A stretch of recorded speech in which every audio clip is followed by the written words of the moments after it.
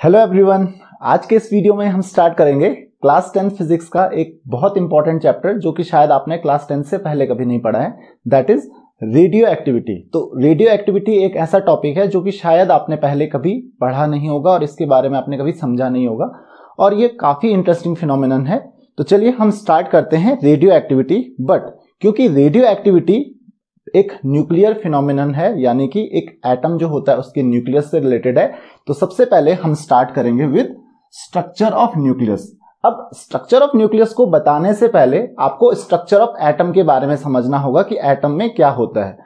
अब ये तो आप लोग क्लास 6 से ही जानते हो कि एटम में क्या क्या होता है। तो आपको पता है कि एटम में होता है, एटम के सेंटर में होता है एक न्यूक्लियस और न्यूक्लियस के अराउंड होती हैं एटम की शेल्स। न्यूक्लियस के अराउंड एटम की शेल्स होती हैं जिनको आप KLMN इस तरीके से डिनोट करते हो।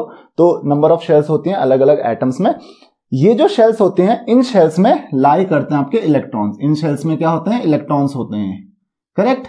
तो फिर न्यूक्लियस में क्या होता है? तो आपको पता है कि किसी भी एटम में 3 तरीके के पार्टिकल्स होते हैं। एक होते हैं इलेक्ट्रॉन्स, दूसरे होते हैं प्रोटॉन्स और तीसरे होते हैं न्यूट्रॉन्स, करेक्ट। अब इलेक्ट्रॉन्स एटम में जो शेल्स होती हैं एटम की, उनमें रिवॉल्व करते हैं, उन सर्कुलर पाथ में रिवॉल्व करते हैं जिनको आप शेल्स कहते हो। बाकी बचता है आपका न्यूक्लियस, जो कि एटम के कंपैरिजन में बहुत बहुत बहुत ज्यादा छोटा होता है। कि एटम अगर आपका एक 5 किलोमीटर का एक मान लेते हैं, 5 किलोमीटर रेडियस का एक सरफेस है, उसको आप एक एटम मान सकते हो, या 5 किलोमीटर रेडियस के एक स्फीयर को एक एटम आप अगर मानते हो, तो आपका जो न्यूक्लियस होगा वो एक बॉल के साइज का होता है। तो इतना डिफरेंस होता है न्यूक्लियस और एटम के साइज में। तो आप सोच सकते हो कि न्यूक्लियस का साइज ना एटम के साइज के कंपैरिजन में कुछ भी नहीं होता है, लगभग 1 लाख गुना ज्यादा होता है एटम का साइज न्यूक्लियस के साइज से। अब क्योंकि न्यूक्लियस का साइज बहुत छोटा होता है, लेकिन न्यूक्लियस में सबसे खास बात क्या है कि almost all of the mass of the atom is concentrated in the nucleus. पूरा का पूरा मास, लगभग पूरा का पूरा, लगभग इसलिए कह रहा हूं क्योंकि एटम में इलेक्ट्रॉन्स भी आते हैं। हालांकि एटम इलेक्ट्रॉन्स का जो मास होता है वो एटम के मास के कंपैरिजन में या बाकी जो पार्टिकल्स होते हैं प्रोटॉन्स और न्यूट्रॉन्स के कंपैरिजन में कुछ भी नहीं होता है। तो इसीलिए हम ऑलमोस्ट कंप्लीट मास जो है वो कहां पे कंसंट्रेटेड मानते हैं? न्यूक्लियस में। तो न्यूक्लियस में क्या होते हैं? Protons and neutrons. तो ध्यान रखिए, ये न्यूक्लियस है, ये आपका क्या है? यहाँ पे न्यूक्लियस है, इसमें होते हैं प्रोटॉन्स एंड न्यूट्रॉन्स। अब ये आपको पता है कि इलेक्ट्रॉन्स का जो चार्ज होता है नेगेटिव होता है, प्रोटॉन्स का चार्ज होता है पॉजिटिव होता है, न्यूट्रॉन्स का कोई चार्ज नहीं होता है। ये चीज आप पहले से ही जानते हो। तो न्यूक्लियस के बारे में आप पता चल गया कि न्यूक्लियस जो होता है वो एटम के अंदर होता है और एटम का जनरली हम सेंटर मानते हैं न्यूक्लियस को। और उस सेंटर में, उस न्यूक्लियस में 2 तरीके के पार्टिकल्स होते हैं जो कि मेन पार्टिकल्स आपके होते हैं, प्रोटॉन्स एंड न्यूट्रॉन्स, जिनमें ऑलमोस्ट कंप्लीट मास जो होता है एटम का कंसंट्रेटेड होता है। तो ये चीज आपको पता चल गई। तो मेनली हमको अभी तक क्या पता चला कि जो न्यूक्लियस होता है, न्यूक्लियस में 2 तरीके के पार्टिकल्स होते हैं, protons and neutrons. Proton positively charge particle और न्यूट्रॉन्स का कोई चार्ज नहीं होता है। तो ओवरऑल चार्ज जो होता है न्यूक्लियस का वो पॉजिटिव होता है। ये बात आप बहुत पहले से जानते हो, ऑलमोस्ट क्लास 6 से आप लोग ये जानते हो। अब हम कुछ टर्म्स के बारे में बात करेंगे, लेकिन उससे पहले आइसोटोप्स, आइसोबार्स, आइसोटोन्स को समझने से पहले कुछ और टर्म्स हम समझेंगे। जैसे हमारे पास कुछ टर्म आती हैं, जैसे एटॉमिक नंबर। अब ये एटॉमिक नंबर क्या होता है? एटॉमिक नंबर होता है, ध्यान रखिए, atomic number is number of electrons present in an atom. Number of electrons present in an atom, और ये आप कह सकते हो number of neutrons, number of neutrons present, sorry not neutrons, number of protons. यहां पे होगा number of protons present in the nucleus of an atom, in the nucleus of an atom. ये क्या होता है आपका एटॉमिक नंबर? इसको हम डिनोट करते हैं Z से। तो एटॉमिक नंबर क्या बताया मैंने आपको? That is number of electrons present in an atom. तो एटम में कितने इलेक्ट्रॉन्स प्रेजेंट होते हैं? अब एटम में जो इलेक्ट्रॉन्स प्रेजेंट होते हैं वो न्यूक्लियस के बाहर होते हैं। न्यूक्लियस के अंदर क्या होते हैं? प्रोटॉन्स और न्यूट्रॉन्स। ये आपको समझना जरूरी है। अब इलेक्ट्रॉन्स जितने होते हैं किसी भी एटम में, न्यूट्रल एटम में, उतने ही उसमें प्रोटॉन्स भी होते हैं। बट आपको पता है कि एटम्स इजीली इलेक्ट्रॉन गेन या लूज कर लेते हैं, उस वजह से उसमें इलेक्ट्रॉन कम या ज्यादा हो जाते हैं, भले ही वो इलेक्ट्रॉन गेन या लूज करने के बाद वो एटम नहीं बना रहता है, वो आयन बन जाता है, क्योंकि अगर वो इलेक्ट्रॉन लूज करेगा तो पॉजिटिव आयन बन जाएगा, इलेक्ट्रॉन गेन करेगा तो नेगेटिव आयन बन जाएगा। तो अगर कोई न्यूट्रल एटम है उसमें कितने इलेक्ट्रॉन्स होते हैं उतने ही उसमें प्रोटॉन्स भी होते हैं, उसके न्यूक्लियस में उतने ही प्रोटॉन्स भी होते हैं, और उसी नंबर को, जितने उसमें प्रोटॉन्स होते हैं, जितने उस पर्टिकुलर एटम के न्यूक्लियस में प्रोटॉन्स होते हैं, उसको हम क्या कहते हैं, उस एलिमेंट का एटॉमिक नंबर कहते हैं। अब जो सेकंड टर्म है आप लोगों के पास, दैट इज मास नंबर। ये क्या है, मास नंबर। मास नंबर को हम डिनोट करते हैं ए से, मास नंबर को हम डिनोट करेंगे ए से।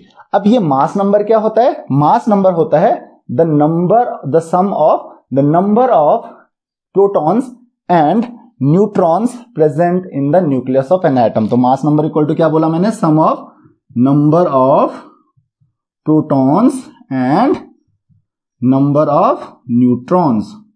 ये क्या हो गया, मास नंबर हो गया। तो प्रोटॉन्स और न्यूट्रॉन्स, क्योंकि किसी भी एटम में जो प्रोटॉन्स और न्यूट्रॉन्स होते हैं वो कहां होते हैं, वो होते हैं न्यूक्लियस में। और अगर वो न्यूक्लियस में होता है इसका मतलब क्या हुआ, इनको हम बोलते हैं न्यूक्लियॉन्स, इनको हम कहते हैं न्यूक्लियॉन्स, इनका नाम है न्यूक्लियॉन्स। न्यूक्लियॉन्स किसको कहते हैं हम, जो पार्टिकल्स न्यूक्लियस के अंदर प्रेजेंट हैं उनको हम न्यूक्लियॉन्स कहते हैं। और न्यूक्लियस के अंदर कौन प्रेजेंट है, नंबर ऑफ प्रोटॉन्स और न्यूट्रॉन्स। प्रोटॉन्स और न्यूट्रॉन्स प्रेजेंट हैं किसमें, किसी भी एटम के न्यूक्लियस में। और क्योंकि प्रोटॉन्स और न्यूट्रॉन्स कहां प्रेजेंट है, न्यूक्लियस में प्रेजेंट है, इनको हम न्यूक्लियॉन्स भी कहते हैं। तो आप ये कह सकते हो कि mass number of an atom is equal to the number of sum of the number of protons and number of neutrons present in the nucleus of that atom, या फिर आप कह सकते हो that is equal to the total number of nucleons। ये क्या हो गए, total number of nucleons। ये टोटल क्या हो गए, न्यूक्लियॉन्स। तो कितने न्यूक्लियॉन्स होते हैं, न्यूक्लियॉन्स किसको कहते हैं,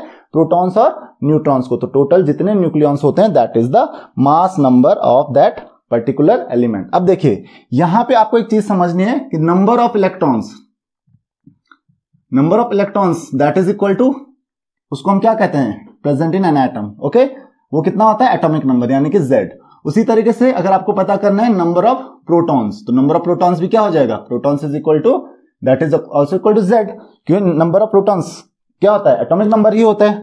और तीसरा मास नंबर जो होता है, यानी कि mass number A, mass number is equal to number of protons, वो किसके बराबर है, Z के बराबर, प्लस नंबर ऑफ न्यूट्रॉन्स।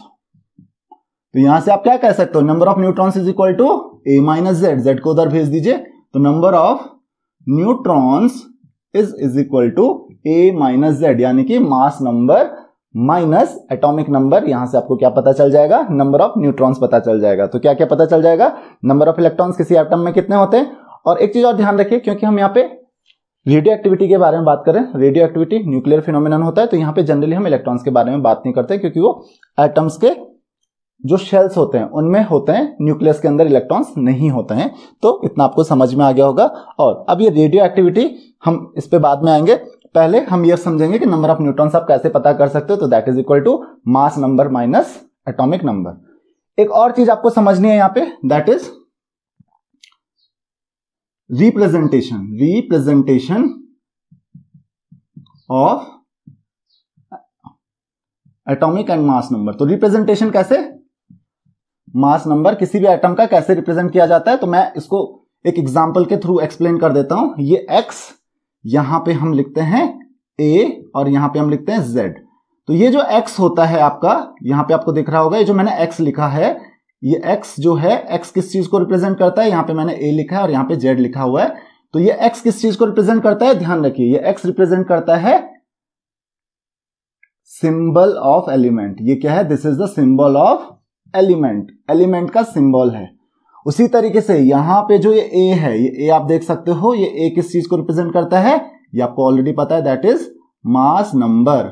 और ये Z किस चीज को रिप्रेजेंट करता है, ये रिप्रेजेंट करता है एटॉमिक नंबर। अब आप सोचोगे ये है क्या चीज, ये क्या बता रहा हूं मैं आपको। तो जनरली ये रिप्रेजेंटेशन होता है, यानी जैसे हमारे पास कोई भी एटम का न्यूक्लियस है, उसको हम इस तरीके से रिप्रेजेंट करते हैं। किस तरीके से, कि यहां पे हम लिखते हैं सिंबल एलिमेंट का, ऊपर हम लिखते हैं उसका मास नंबर, और इस तरफ right hand side, left hand side में आप क्या लिखते हो, उसका जो लोअर पोर्शन होता है उसका, वहां पे क्या लिखते हो आप, उसका एटॉमिक नंबर लिखते हो। तो अब हम क्या करेंगे, किसी एग्जाम्पल को लेते हैं, जैसे हमारे पास कार्बन है, तो कार्बन का जो एटॉमिक नंबर है वो है 6, उसका मास नंबर है 12, तो इसको हम रिप्रेजेंट कर सकते हैं इस तरीके से। देखिए एक्स यानी कि सिंबल ऑफ एलिमेंट मैंने यहां पे लिखा, और यहां पे मैंने क्या लिखा, उसका एटॉमिक नंबर लिखा, और यहां पे मैंने क्या लिख दिया, उसका मास नंबर लिख दिया। उसी तरीके से कुछ और भी एलिमेंट्स हैं, जैसे हमारे पास है सोडियम, या फिर 11, यहां पे 23। अब देखिए इससे आपको क्या क्या पता चल जाता है, इससे पता चल जाता है कि किसी भी एटम में कितने इलेक्ट्रॉन्स, प्रोटॉन्स और न्यूट्रॉन्स होंगे। Atomic number is equal to number of protons और number of electrons in the atom. तो यानी कि सोडियम में कितने इलेक्ट्रॉन्स होते हैं, 11 इलेक्ट्रॉन्स होते हैं। सोडियम के न्यूक्लियस में कितने प्रोटॉन्स होते हैं, 11 ही प्रोटॉन्स होते हैं। और तीसरी चीज कि अगर मैं पता करूं न्यूक्लियस कितने न्यूट्रॉन्स कितने होंगे इसमें, तो number of neutrons that is equal to 23 माइनस 11, ए माइनस जेड, ध्यान रखना, that is mass number minus atomic number, यानी कि इसमें कितने न्यूट्रॉन्स होंगे, इसमें न्यूट्रॉन्स होंगे 12। तो आई होप कि आपको इतना समझ में आ गया होगा कि ये सारी चीजें क्या हैं और आप किस तरीके से इनको रिप्रेजेंट कर सकते हो। तो ये तो था रिप्रेजेंटेशन। अब हम कुछ और टर्म्स पे आते हैं, आइसोटोप्स, आइसोबार्स एंड आइसोटोन्स। तो सबसे पहले हम समझते हैं isotopes. So what are isotopes, ध्यान रखिए, isotopes are the atoms of same element having same atomic number but different mass numbers. तो आइसोटोप्स क्या होते हैं, किसी भी एलिमेंट के एटम्स होते हैं, सेम एलिमेंट के एटम्स होते हैं, यानी कि हाइड्रोजन के हैं तो हाइड्रोजन के ही सारे एटम्स होंगे, लेकिन उनमें खास बात क्या होती है, उनका एटॉमिक नंबर तो सेम होता है लेकिन मास नंबर क्या होगा, डिफरेंट होगा। तो जैसे, तो आइसोटोप्स क्या बोला मैंने, ये सेम एलिमेंट के एटम्स होते हैं जिनका एटॉमिक नंबर तो सेम होता है लेकिन मास नंबर डिफरेंट होता है। यानी कि जैसे एक एग्जांपल देता हूं, H12 या फिर H11 लिख सकते हैं हम, H12 और H13। अब एक और चीज ध्यान रखिए, अगर किसी भी न्यूक्लियस का एटॉमिक नंबर सेम है या किसी भी एटम का एटॉमिक नंबर सेम है, दो अलग अलग एटम्स का एटॉमिक नंबर सेम है, तो वो सेम एलिमेंट के एटम्स होंगे। कभी भी ये चीज हमेशा आपको ध्यान रखनी है कि कभी भी अगर एटॉमिक नंबर अलग अलग एटम्स के सेम होते हैं, so these are the atoms of same element. ध्यान रखिए, सेम एटॉमिक नंबर अगर हैं तो वो एटम्स जो हैं वो सेम एलिमेंट के ही होंगे। सेम एटॉमिक नंबर दो अलग अलग एलिमेंट्स के नहीं हो सकते हैं, आपको ऑलरेडी पता है। इसीलिए जब भी हम एलिमेंट्स को अरेंज करते हैं एटॉमिक नंबर के अकॉर्डिंग अरेंज करते हैं, क्योंकि एटॉमिक नंबर जो होता है वो एलिमेंट की एक यूनिक प्रॉपर्टी होती है कि जो एटॉमिक नंबर किसी पर्टिकुलर एलिमेंट का है वो किसी दूसरे का नहीं हो सकता। यानी कि जैसे हाइड्रोजन का एटॉमिक नंबर आपको पता है 1 है, तो क्या 1 किसी और एलिमेंट का एटॉमिक नंबर हो सकता है, नहीं हो सकता है। उसी तरीके से कार्बन का एटॉमिक नंबर 6 है, तो 6 किसी और एलिमेंट का एटॉमिक नंबर नहीं हो सकता है। यानी कि एटॉमिक नंबर्स इलेक्ट्रॉन या प्रोटॉन्स होते हैं, उसके न्यूक्लियस में कितने प्रोटॉन्स हैं, उसके शेल्स में कितने इलेक्ट्रॉन्स हैं, वो होता है। तो यानी कि किसी एटम के अगर न्यूक्लियस में 6 इलेक्ट्रॉन्स हैं तो वो कार्बन का ही एटम होगा, वो किसी और चीज का एटम नहीं हो सकता है। लेकिन हमने मास नंबर बताया कि अलग होता है, तो इसका मतलब एटॉमिक नंबर सेम है तो नंबर ऑफ प्रोटॉन सेम होंगे, मास नंबर तो डिफरेंट हो रहा है। इसका मतलब मास नंबर क्यों डिफरेंट हो रहा है, क्योंकि नंबर ऑफ न्यूट्रॉन्स यहां पे अलग अलग हो जाते हैं। तो इसका मतलब ये हुआ कि अगर नंबर ऑफ न्यूट्रॉन्स अलग भी हो गए ना, तो उससे कोई फर्क नहीं पड़ने वाला है कि वो एलिमेंट चेंज होगा या नहीं होगा, तब भी सेम एटम का ही एलिमेंट रहेगा। लेकिन उन एटम्स को हम क्या बोलेंगे, इन एटम्स को हम क्या बोलेंगे, एक दूसरे के आइसोटोप्स हो गए। इनकी प्रॉपर्टीज थोड़ा वेरी करती हैं, और इनमें क्या डिफरेंस है कि इनका एटॉमिक नंबर तो सेम है, इसका मतलब ये सेम एलिमेंट के एटम तो हैं, लेकिन इनका क्या है, मास नंबर अलग अलग है। और मास नंबर ऑब्वियसली क्यों अलग होगा, क्योंकि नंबर ऑफ न्यूट्रॉन्स अलग होंगे। और अगर आपको नंबर ऑफ न्यूट्रॉन्स कैलकुलेट करना है तो आपको पता है number of protons is equal to atomic number, यानी कि 1 1 1, तीनों में एक एक प्रोटॉन होंगे। लेकिन नंबर ऑफ न्यूट्रॉन्स क्या होता है, मास नंबर माइनस एटॉमिक नंबर, तो 1 - 1 यानी कि 0। तो इसका नाम आपने पढ़ा होगा, केमिस्ट्री में भी मैंने आपको बताया था, दैट इज प्रोटियम। प्रोटियम, इसको हम क्या कहते हैं, ड्यूटेरियम, और इसको हम क्या कहते हैं, ट्राइटियम। तो ड्यूटेरियम, इसमें देखिए कितने हो गए, 2 - 1, यानी कि इसके न्यूक्लियस में एक न्यूट्रॉन है, और इसके न्यूक्लियस में 3 - 1 यानी कि 2 न्यूट्रॉन्स हैं। तो इसका मतलब क्या हुआ, मास नंबर अगर अलग है और एटॉमिक नंबर सेम है तो मास नंबर अलग क्यों होगा, नंबर ऑफ न्यूट्रॉन्स अलग होने की वजह से। इसमें एक भी न्यूट्रॉन नहीं है, इसमें एक न्यूट्रॉन है, इसमें 2 न्यूट्रॉन है, तो नंबर ऑफ न्यूट्रॉन्स अलग हो सकते हैं, तब भी वो एलिमेंट सेम एटम का ही रहेगा, सॉरी एटम सेम एलिमेंट का ही रहेगा, अगर उसमें नंबर ऑफ न्यूट्रॉन्स अलग भी हैं तो। ये चीज ध्यान रखिए, हाँ नंबर ऑफ प्रोटॉन्स अलग नहीं हो सकते हैं, तब एलिमेंट्स अलग हो जाएंगे। तो आई होप कि आपको इतनी चीज समझ में आ गई होगी कि प्रोटियम, ड्यूटेरियम और ट्राइटियम। एक और इंटरेस्टिंग फैक्ट आपको बता देता हूं कि प्रोटियम एक इकलौता एक ऐसा एटम होता है जिसके न्यूक्लियस में एक भी न्यूट्रॉन नहीं होता है। इसके अलावा जितने भी एटम्स होते हैं सबके न्यूक्लियस में कम से कम एक न्यूट्रॉन तो होता ही होता है। केवल प्रोटियम, जो हाइड्रोजन का एक आइसोटोप होता है प्रोटियम, उसमें एक भी न्यूट्रॉन नहीं होता है। तो आई होप कि आपको ये आइसोटोप्स का कॉन्सेप्ट समझ में आ गया होगा। नेक्स्ट कॉन्सेप्ट आपके पास आइसोबार्स। नेक्स्ट टॉपिक है आपके पास isobars. Now what are isobars? Isobars are the atoms of different elements having same mass number but different atomic numbers. तो यहां पे देखिए एटॉमिक नंबर्स मैंने कहा ना कि डिफरेंट हो गए, तो एटॉमिक नंबर्स डिफरेंट होंगे तो एलिमेंट्स जो होंगे वो भी डिफरेंट होंगे। इसीलिए मैंने कहा कि आइसोबार्स क्या होते हैं, वो एटम्स होते हैं किसके, डिफरेंट एलिमेंट्स के, जिनका एटॉम ऑब्वियसली क्योंकि डिफरेंट एलिमेंट्स हैं तो उनका एटॉमिक नंबर तो डिफरेंट होगा लेकिन सेम क्या होगा, उनका मास नंबर होगा। अब एक एग्जांपल दे देता हूं, जैसे आपका आर्गन है, आर्गन 1840, या फिर कैल्शियम है, कैल्शियम 2040। अब यहां पे देखिए ये आर्गन है, इसका एटॉमिक नंबर 18 है, ये कैल्शियम है, इसका एटॉमिक नंबर 20 है, लेकिन इनका मास नंबर क्या है, सेम है। तो ये दोनों क्या हो गए एक दूसरे के, दीज आर कॉल्ड आइसोबार्स। तो ये डिफरेंट एलिमेंट्स के होंगे। और भी एग्जांपल्स हैं आइसोटोप्स के भी, और भी एग्जांपल्स हैं। कार्बन है जो 612 और 614 होता है, उसी तरीके से आइसोबार्स के भी बहुत से आपको एग्जांपल्स मिल जाएंगे, जैसे कार्बन 6 और 14 या नाइट्रोजन 7 और 14। तो यहां पे आप देख सकते हो ये दोनों क्या है एक दूसरे के, ये दोनों हैं एक दूसरे के आइसोबार्स, क्योंकि इनके एटॉमिक नंबर्स डिफरेंट हैं, मास नंबर्स सेम है। तो एटॉमिक नंबर्स डिफरेंट हो सकते हैं लेकिन मास नंबर अगर सेम हो तो उनको आइसोबार्स कहा जाता है। और क्योंकि उनके एटॉमिक नंबर्स डिफरेंट हैं तो वो एटम्स भी अलग अलग एलिमेंट्स के होते हैं। चलिए थर्ड टॉपिक पे आते हैं, दीज आर आइसोटोन्स। थर्ड है हमारे पास आइसोटोन्स। तो आइसोटोन्स क्या होते हैं? Isotones are again the atoms of different elements having same number of neutrons, however they have different atomic numbers and mass numbers। तो यहां पे ध्यान रखिए कि जो आइसोबार्स होते हैं, जो आइसोटोन्स होते हैं, जो आइसोटोन्स होते हैं वो क्या होते हैं, एटम्स होते हैं डिफरेंट एलिमेंट्स के, जिनमें खास बात क्या होती है, सेम नंबर ऑफ न्यूट्रॉन्स होते हैं। हाउएवर नंबर ऑफ न्यूट्रॉन्स तो सेम होते हैं लेकिन मास नंबर और एटॉमिक नंबर उनका सेम है, अलग अलग होता है, सेम नहीं होता है। तो ये क्या है, इनको हम क्या कहते हैं, आइसोटोन्स। तो चलिए एग्जांपल देख लेते हैं। जैसे हाइड्रोजन का मैंने आपको एक आइसोटोप बताया 13, उसी तरीके से हीलियम का है जैसे आपके पास 24। तो देखिए यहां पे अगर मैं आपको बताऊं कि आपको पूछूं कि अगर इसमें एटॉमिक नंबर देखेंगे तो इसका 1 है और इसका 2 है, इसका मास नंबर देखेंगे तो इसका 3 है और इसका 4 है, लेकिन अगर आप नंबर ऑफ न्यूट्रॉन्स कैलकुलेट करो 3 - 1 तो ये कितना हुआ, 2। इसमें नंबर ऑफ न्यूट्रॉन्स कैलकुलेट कीजिए 4 - 2, सॉरी 3 - 1 क्या हो गया, 2 हो गया, और 4 - 2 यहां पे कैलकुलेट करोगे तो ये भी कितना होता है, 2 होता है। यानी दोनों में सेम नंबर ऑफ न्यूट्रॉन्स हैं, तो ये दोनों क्या है एक दूसरे के आइसोटोन्स हो गए। और भी एग्जांपल्स हैं आपके पास, जैसे K19 39, या फिर दूसरा कौन सा हो सकता है एग्जाम्पल, कैल्शियम 40 20। तो यहां पे देखिए 19 atomic number, 20 atomic number, 39 mass number, 40 mass number. Difference देखिए लेकिन 39 - 19 यानी कि नंबर ऑफ न्यूट्रॉन्स कितने हुए, 20, 40 - 20 20, तो 20 इन दोनों में न्यूट्रॉन्स हैं, तो ये दोनों क्या हो गए, आइसोटोन्स हो गए एक दूसरे के। ये दोनों क्या हो गए, एक दूसरे के आइसोटोन्स हो गए। तो आई होप कि आपको ये चीज समझ में आ गई होगी कि आइसोटोन्स क्या होते हैं, आइसोटोप्स क्या होते हैं और आइसोबार्स क्या होते हैं। आइसोबार्स क्या होते हैं, आइसोबार्स में मास नंबर सेम होता है, एटॉमिक नंबर्स डिफरेंट होते हैं। आइसोटोन्स में नंबर ऑफ न्यूट्रॉन सेम होते हैं, atomic number mass number different होते हैं। और आइसोटोप्स में सेम एटम के एलिमेंट होते हैं और उनके एटॉमिक नंबर सेम होते हैं लेकिन मास नंबर्स डिफरेंट होते हैं। तो आई होप कि आपको इतना पता चल गया होगा कि इन तीनों में डिफरेंस क्या है। आइसोटोप्स में फिर से याद रखिए, आइसोटोप्स में atomic number same, mass number different. Isobars में mass number same, atomic numbers different. और आइसोटोन्स में नंबर ऑफ न्यूट्रॉन सेम, बाकी एटॉमिक नंबर और एटॉमिक जो मास नंबर है वो दोनों डिफरेंट होते हैं।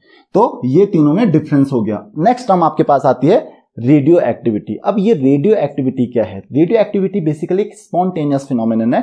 उससे पहले आपको कुछ सब्सटेंसेस को समझना पड़ेगा जिनको हम कहते हैं रेडियो एक्टिव सब्सटेंसेस।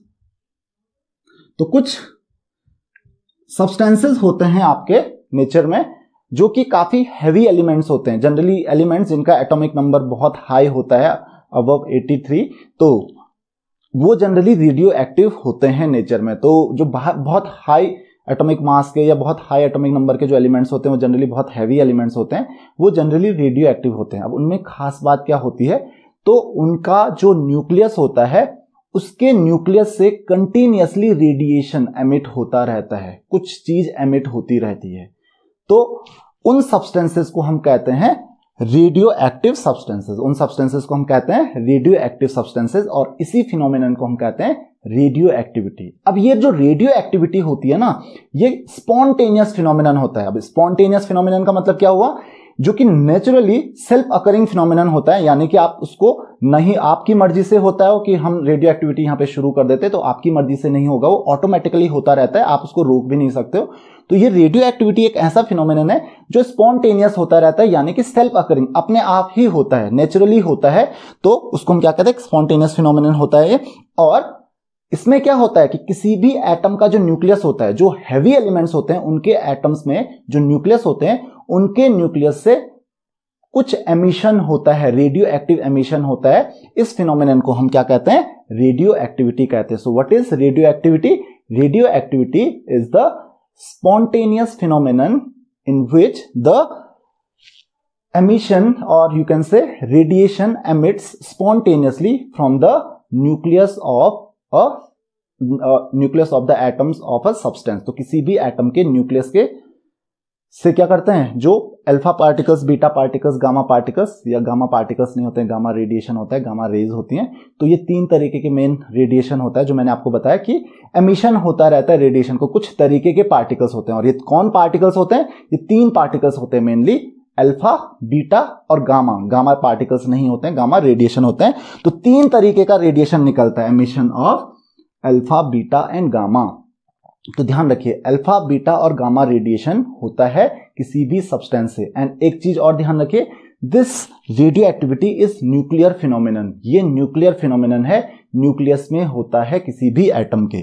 अब अगर हम बात कर रहे थे कि अल्फा, बीटा और गामा रेडिएशन की, तो ये अल्फा, बीटा और गामा रेडिएशन होता क्या है, ये तो मैंने आपको बता दिया कि किसी भी सब्सटेंस के न्यूक्लियस से, सब्सटेंस के एटम्स का जो न्यूक्लियस होता है, न्यूक्लियस से कंटिन्यूअसली एमिशन होता रहता है, कुछ पार्टिकल्स या रेडिएशन निकलता रहता है कंटिन्यूअसली, स्पॉन्टेनियसली। इसी को हम क्या कहते हैं, रेडियो एक्टिविटी। अब ये चीज हमने पहले कभी नहीं पढ़ी कि न्यूक्लियस से भी कुछ चीज बाहर निकलती है, ये हम पहली बार, इसीलिए मैं कह रहा था कि रेडियो एक्टिविटी हम पहली बार पढ़ रहे हैं। तो यहां पे न्यूक्लियस से कुछ चीजें बाहर निकलती हैं, कुछ पार्टिकल्स बाहर निकलते हैं, या कुछ एनर्जी बाहर निकलती है, वही क्या कहलाती है आपका, that is emission of radiation. और इसी एमिशन ऑफ रेडिएशन को, इसी फिनोमिनन को हम क्या कहते हैं, रेडियो एक्टिविटी कहते हैं। अब हम बात करते हैं कि emission of alpha, beta and gamma radiation जो होता है वो किस तरीके से होता है किसी भी पार्टिकल में, किसी भी सब्सटेंस में। और वहां पे हम बात करेंगे properties of alpha, beta and gamma, alpha beta particles and gamma rays, क्योंकि अल्फा और बीटा पार्टिकल्स होते हैं और गामा रेज होते हैं, उनकी प्रॉपर्टीज क्या क्या होती हैं। तो हम कंपेयर करेंगे इन तीनों को। तो हम तीनों को एक काम करते हैं, हम तीनों को एक साथ पढ़ते हैं, करेक्ट। तो अगर हम इन तीनों को एक साथ पढ़ें, alpha, beta and gamma radiation को, तो सबसे पहले आपके पास आते हैं अल्फा पार्टिकल्स। अब ये जो अल्फा पार्टिकल्स होते हैं, इनकी प्रॉपर्टीज बता देता हूं मैं आपको। अल्फा पार्टिकल्स कहां से निकलते हैं, फिर बीटा पार्टिकल्स कहां से निकलते हैं, दोनों कहां से आते हैं, आपके जो एटम्स के न्यूक्लियस होते हैं, न्यूक्लियस से ये दोनों रेडिएशन होते हैं, अल्फा पार्टिकल्स, उसके बाद आते हैं आपके बीटा पार्टिकल्स, और देन आते हैं आपके गामा रेडिएशन या गामा रेज। तो अल्फा और बीटा ध्यान रखिए, ये पार्टिकल्स होते हैं, गामा पार्टिकल्स नहीं होते। गामा क्या होती है, रेज होती हैं, रेडिएशन होता है, गामा रेज। अब देखिए, तो तीनों में ये समझते हैं कि जब ये एटम के न्यूक्लियस से बाहर निकलता है रेडिएशन, तो इनमें होता क्या। तो सबसे पहले एक चीज ध्यान रखिए, अल्फा पार्टिकल्स जो होते हैं ना, these are the heaviest particles and they resemble nucleus of the helium. Helium के न्यूक्लियस को रिजेंबल करते हैं। हीलियम के न्यूक्लियस को मतलब आपको पता है, हीलियम का एटॉमिक नंबर 2 होता है, मास नंबर 4 होता है, यानी कि हीलियम के न्यूक्लियस में क्या होते हैं, 2 प्रोटॉन्स और 2 न्यूट्रॉन्स होते हैं। तो ये जो अल्फा पार्टिकल होता है बिल्कुल कॉपी होता है हीलियम के न्यूक्लियस की। ये हीलियम का न्यूक्लियस एग्जैक्टली आप इसको बोल नहीं सकते, बल्कि बिल्कुल कॉपी ही होता है ये हीलियम के न्यूक्लियस की। तो किसी भी पर्टिकुलर एटम के न्यूक्लियस से जब ये अल्फा पार्टिकल निकलता है तो बिल्कुल किसके जैसा होता है, जैसा हीलियम का न्यूक्लियस होता है। इसीलिए हम इसको हीलियम का न्यूक्लियस भी कहते हैं। अल्फा पार्टिकल हम शॉर्ट में इसको क्या मान लेते हैं, this is nucleus of helium. तो बेसिकली क्योंकि इसकी सारी प्रॉपर्टीज, एक एक चीज इसकी हीलियम के न्यूक्लियस के ही जैसे होती है, तो इसीलिए अल्फा पार्टिकल को हम क्या मानते हैं, हीलियम का न्यूक्लियस मानते हैं। अब अगर हम बात करें कि अल्फा पार्टिकल्स का मास क्या होता है, सेम बीटा पार्टिकल्स की अगर बात करें, तो बीटा पार्टिकल्स तो हीलियम का न्यूक्लियस, क्योंकि ये न्यूक्लियस है, यहां पे अल्फा पार्टिकल इसका चार्ज क्या होगा, पॉजिटिव होगा। अच्छा, अब अगर बीटा पार्टिकल्स की बात करें तो beta particles resemble electrons in its properties. Beta particles are negatively charge particles and they are lighter than alpha particles, क्योंकि अल्फा पार्टिकल्स न्यूक्लियस को रिप्रेजेंट करता है, काफी हैवी होता है. लेकिन बीटा पार्टिकल्स किसको रिप्रेजेंट करते हैं? इलेक्ट्रॉन्स को. किसको रिप्रेजेंट करते हैं?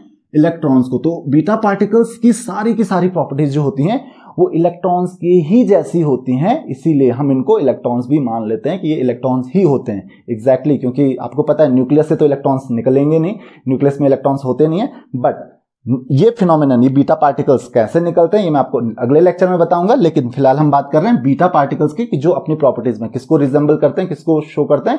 इलेक्ट्रॉन्स को. उनकी सारी की सारी प्रॉपर्टीज इलेक्ट्रॉन्स के ही जैसे होती हैं. तो इलेक्ट्रॉन्स के जैसे इसकी प्रॉपर्टीज, अल्फा पार्टिकल्स की प्रॉपर्टीज किसके जैसी? हीलियम के न्यूक्लियस के जैसी. और तीसरा आता है आपका गामा रेडिएशन. तो गामा रेडिएशन या आप कह सकते हो गामा रेज. अब ये गामा रेज की प्रॉपर्टीज, क्योंकि गामा रेज होता है, रेडिएशन होता है, बहुत ज्यादा हार्मफुल रेडिएशन होता है, तो इसके बारे में भी हम समझेंगे. तो चलिए एक एक करके इनकी हम प्रॉपर्टीज को कंपेयर करते हैं. कंपैरिजन में आपको एक एक चीज समझ में आ जाएगी. तो सबसे पहले ये पॉजिटिवली चार्ज पार्टिकल है, ये निगेटिवली चार्ज पार्टिकल है, और जो गामा रेज है इसका कोई भी चार्ज नहीं है, नो चार्ज. करेक्ट. इसका मास जो होता है, क्योंकि हीलियम के न्यूक्लियस के जितना है, तो हीलियम के न्यूक्लियस का जो मास होता है दैट इज अराउंड 4.68 के आसपास होता है, इंटू 10⁻⁻27 kg. लगभग इतना होता है इसका मास. लगभग कितना होता है? 4.68 इंटू 4.68 नहीं, 6.68 इंटू 10⁻⁻27 kg. अब ये कहां से आया? क्योंकि आपको पता है एक न्यूक्लियन का या एक प्रोटॉन का जो मास होता है that is around 1.67 into 10⁻⁻27 kg. और यहाँ पे 4 हैं, 2 प्रोटॉन है, 2 न्यूट्रॉन है, उनका मास सेम होता है, तो उसको आप 4 से मल्टीप्लाई कर लीजिए. तो कितना हो जाएगा? 4 इंटू 1.67 इंटू 10⁻⁻27, तो लगभग आता है 6.68 इंटू 10⁻⁻27 kg. इसके मास की बात करें तो इलेक्ट्रॉन का मास के जितना होगा दैट इज 9.1 इंटू 10⁻⁻31 kg. इसके कंपैरिजन में कुछ भी नहीं है. लगभग इसका जो मास होता है, क्योंकि आपको पता है प्रोटॉन का मास जो होता है लगभग 1800 टाइम्स होगा. तो इसका मतलब जो बीटा पार्टिकल्स होगा या अल्फा पार्टिकल्स और बीटा पार्टिकल्स के मास को कंपेयर करोगे तो बीटा पार्टिकल का जो मास होता है, अल्फा पार्टिकल्स का मास बीटा पार्टिकल्स के मास से लगभग 7000 टाइम्स से भी ज्यादा होता है. तो ये दोनों के मास में डिफरेंस है. तो इसका मतलब बीटा पार्टिकल्स का मास अल्फा पार्टिकल के मास के कंपैरिजन में कुछ भी नहीं है. और अगर हम गामा रेडिएशन की बात करें तो इनका जो रेस्ट मास होता है दैट इज 0. इनका रेस्ट मास 0 होता है. जब ये रेस्ट में आते हैं तो उनका मास 0 होता है, कोई मास इनमें नहीं होता है. जबकि इसका मास, बीटा पार्टिकल्स का मास ये रहा और अल्फा पार्टिकल का मास ये रहा. अगर हम चार्ज की बात करें तो क्योंकि ये पॉजिटिवली चार्ज पार्टिकल होता है और हीलियम के न्यूक्लियस में 2 प्रोटॉन्स होते हैं, आपको ये चीज पता है. एक प्रोटॉन का चार्ज आपको पता है दैट इज 1.6 इंटू 10⁻⁻19 कूलम. ये आपने क्लास 9th में भी पढ़ा था. तो 2 प्रोटॉन्स का चार्ज कितना हो जाएगा? दैट इज 3.2 इंटू 10⁻⁻19 कूलम, और ये पॉजिटिव होता है. और यहाँ पे एक इलेक्ट्रॉन का चार्ज भी कितना होता है? जितना एक प्रोटॉन का होता है दैट इज 1.6 इंटू 10⁻⁻19 कूलम इसका चार्ज होता है. लेकिन वो निगेटिव होता है. अल्फा रेज का कोई चार्ज नहीं होता है, क्योंकि ये रेज हैं, इनमें कोई चार्ज नहीं होता है. अब क्योंकि इसमें पॉजिटिव चार्ज होता है, इसमें नेगेटिव चार्ज होता है और इसमें कोई चार्ज नहीं होता है, इसकी वजह से जब आप इसको इलेक्ट्रिक और मैग्नेटिक फील्ड में रखते हो तो alpha particles and beta particles deflect in the magnetic field and electric field. अगर आप इलेक्ट्रिक फील्ड में रखोगे अल्फा और बीटा पार्टिकल्स को तो डिफ्लेक्ट होंगे. क्यों डिफ्लेक्ट होंगे? क्योंकि ये चार्ज पार्टिकल्स हैं. तो आपको पता है कि अगर इलेक्ट्रिक फील्ड में है तो जो पॉजिटिवली चार्ज पार्टिकल्स हैं यानी कि अल्फा पार्टिकल्स वो नेगेटिव टर्मिनल की तरफ जाएंगे, और जो बीटा पार्टिकल्स हैं वो क्योंकि नेगेटिवली चार्ज पार्टिकल्स हैं तो नेगेटिव चार्ज किसकी तरफ जाते हैं? पॉजिटिव टर्मिनल की तरफ. तो पॉजिटिव टर्मिनल की तरफ जाएंगे. इसका मतलब क्या हुआ कि अल्फा और बीटा पार्टिकल्स को आप इलेक्ट्रिक फील्ड में रखोगे या मैग्नेटिक फील्ड में रखोगे, दोनों का जो डिफ्लेक्शन होता है वो अलग अलग डायरेक्शन में होगा. अगर अल्फा पार्टिकल्स इधर को जा रहे हैं, बीटा पार्टिकल्स इधर को जाएंगे, दोनों में डिफ्लेक्शन अलग अलग होगा. और क्योंकि अल्फा पार्टिकल ज्यादा हैवी हैं as compare to beta particles, इसीलिए बीटा पार्टिकल्स में deflection, beta particles easily deflect हो जाते हैं, जबकि अल्फा पार्टिकल्स थोड़ा हैवी हैं तो उनमें डिफ्लेक्शन थोड़ा कम होता है as compare to beta particles. लेकिन अगर हम गामा रेडिएशन की बात करें, there is no deflection in gamma radiation. भाई डिफ्लेक्ट ही क्यों होगा? उसमें कोई चार्ज ही नहीं है. तो उसको क्या मतलब है इलेक्ट्रिक फील्ड और मैग्नेटिक फील्ड से? क्योंकि चार्ज ही नहीं है. और जो डिफ्लेक्शन होता है, जो फोर्स लगता है किसी भी पार्टिकल पे इलेक्ट्रिक या मैग्नेटिक फील्ड में, तभी लगता है जब उसमें कोई चार्ज होगा. चलिए नेक्स्ट टॉपिक की हम बात करते हैं. इसके बाद आपके पास आता है इन सब्सटेंसेस की रेंज. रेंज कितनी होती है?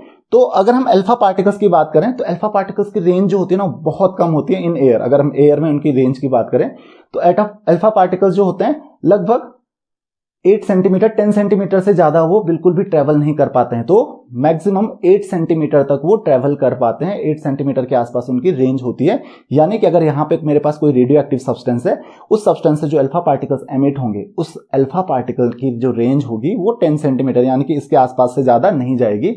तो इस वजह से ये अल्फा पार्टिकल्स इतने हार्मफुल नहीं होते हैं, क्योंकि जहां पे आपका रेडियो एक्टिव सब्सटेंस होगा अल्फा पार्टिकल्स वहीं तक ही ट्रेवल करते हैं, बहुत ज्यादा दूर तक ट्रेवल नहीं कर पाते एयर में।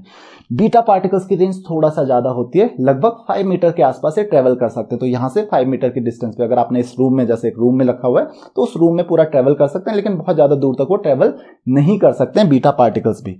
लेकिन अगर हम गामा रेज की बात करें तो they can travel up to 500 metres. जो गामा रेडिएशन होता है इसकी जो रेंज होती है वो 500 मीटर्स तक भी होती है, यानी कि 500 मीटर्स तक ये ट्रेवल कर सकते हैं गामा रेज।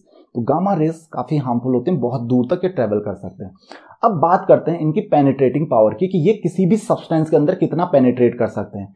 तो अगर आप अल्फा पार्टिकल्स की बात करें तो इसको आप बहुत एक पतली शीट पेपर या आप बहुत थिन मेटल प्लेट से, बहुत ही ज्यादा थिन मेटल प्लेट से 1 mm 0.1 mm की मेटल प्लेट से भी आप इसको रोक सकते हो। यानी कि अल्फा पार्टिकल्स का जो पेनिट्रेशन होता है वो बहुत ज्यादा नहीं होता किसी भी सब्सटेंस में।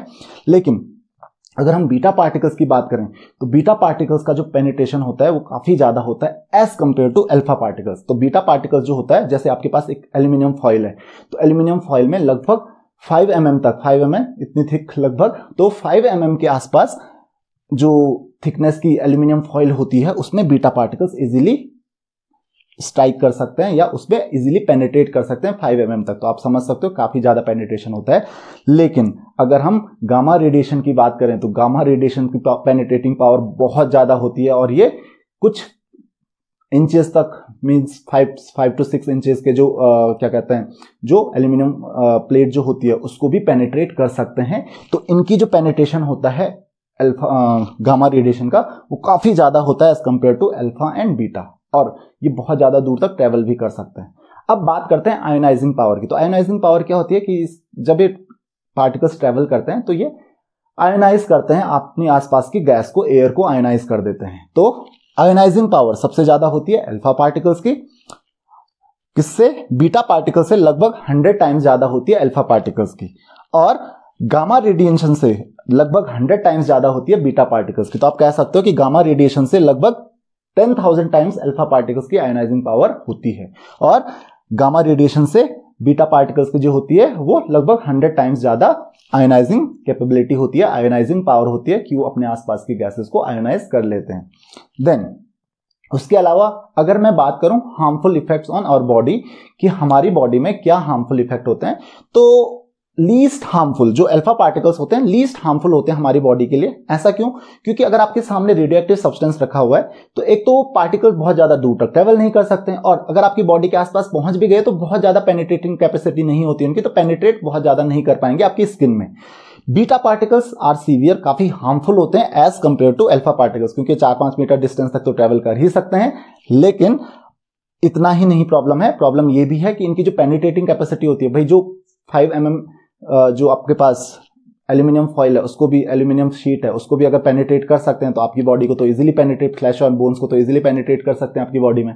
तो इसीलिए बीटा पार्टिकल्स काफी हार्मफुल होते हैं as compare to alpha particles. लेकिन जो सबसे खतरनाक चीज होती है दैट इज गामा रेडिएशन। जो गामा रेज होती हैं ये अल्फा और बीटा इनके सामने कुछ भी नहीं होते हैं। तो गामा रेडिएशन, क्योंकि मैंने अभी आपको बताया कि एक तो बहुत ज्यादा दूर तक ट्रेवल कर सकते हैं, लगभग 500 मीटर तक आराम से ट्रेवल कर सकते हैं ये एयर में, और इनकी पेनिट्रेटिंग कैपेसिटी भी कई गुना ज्यादा होती है अल्फा और बीटा से। इसकी वजह से क्या होगा? इसकी वजह से क्या होगा कि अगर आप गामा रेडिएशन के आसपास भी आ गए तो क्या होगा, ये आपकी बॉडी में इजीली पेनिट्रेट कर लेंगे, और क्योंकि ये बहुत ज्यादा रेडिएशन होता है इनमें, बहुत ज्यादा एनर्जी इनमें होती है, तो आपकी बॉडी के पूरे स्ट्रक्चर को, पूरे जो डीएनए वगैरह जो आपकी बॉडी के सेल्स होते हैं उनमें पूरे चेंजेस लेके आ जाएंगे, उनको कंप्लीटली चेंज कर देंगे, और उसकी वजह से आपकी बॉडी का जो पूरा मैकेनिज्म है वो खराब हो जाता है। तो बहुत ही ज्यादा खतरनाक ये गामा रेज होती हैं, गामा रेडिएशन होती हैं। और इसीलिए आपने देखा होगा कि न्यूक्लियर सब्सटेंस, जो रेडियो एक्टिव सब्सटेंस होता है, अगर कहीं पे उसका एक्सप्लोजन होता है, या फिर केवल एक्सप्लोजन ही नहीं होता है, अगर कहीं पे वो लीक भी हो रहा है तो उसके आसपास के लगभग 500 मीटर के रीजन में, 1 किलोमीटर के आसपास का जो एक डायमीटर का एक सर्कल होता है उसके आसपास भी कोई नहीं जाता है। उसका रीजन क्या है? क्योंकि बहुत ही ज्यादा हार्मफुल होते हैं। तो आपको समझ में आ गया होगा कि ये प्रॉपर्टीज क्या क्या होती हैं अल्फा, बीटा और गामा रेडिएशन की। अब नेक्स्ट टॉपिक में, नेक्स्ट लेक्चर में हम डिस्कस करेंगे कि जो अल्फा, बीटा और गामा रेडिएशन जब न्यूक्लियस से निकलता है तो न्यूक्लियस में उसकी वजह से क्या चेंजेस होते हैं। तो this is all in this lecture. अगर आपकी कोई भी क्वेरीज हैं, कोई भी डाउट्स हैं तो मुझे आप कमेंट्स, फेसबुक, इंस्टाग्राम कहीं पर भी क्वेश्चंस पूछ सकते हैं। So see you in the next lecture. Thank you very much.